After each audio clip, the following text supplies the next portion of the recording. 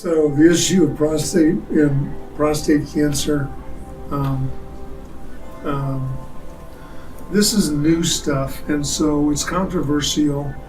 But what happened was there's a physician named Huggins.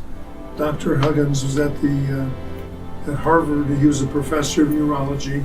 And in 1944, he got the Nobel Prize in Medicine for his research showing that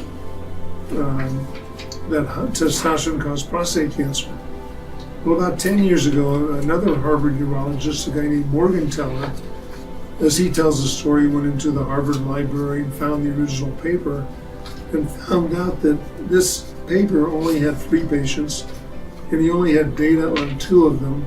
And one of those guys was castrated because that was the treatment at the time. So based on this one remaining guy, we've been saying that testosterone causes prostate cancer. Well, Morgenthaler's practice was one of younger men. He was treating infertility and erectile dysfunction and was giving a lot of testosterone to treat those guys.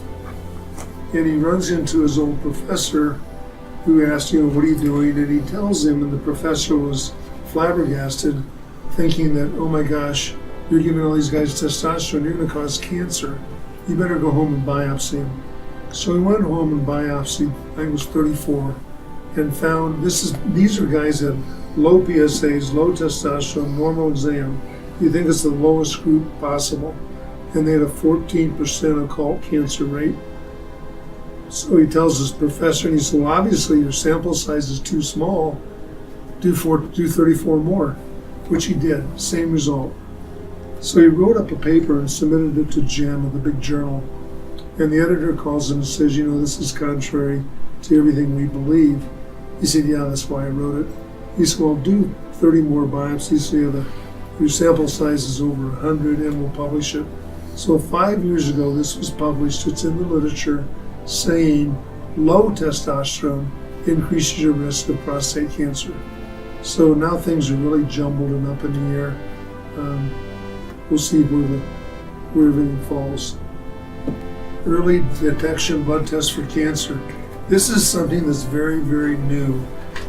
But scientists have now discovered that there are some proteins that exist in the bloodstream only if you have a cancer.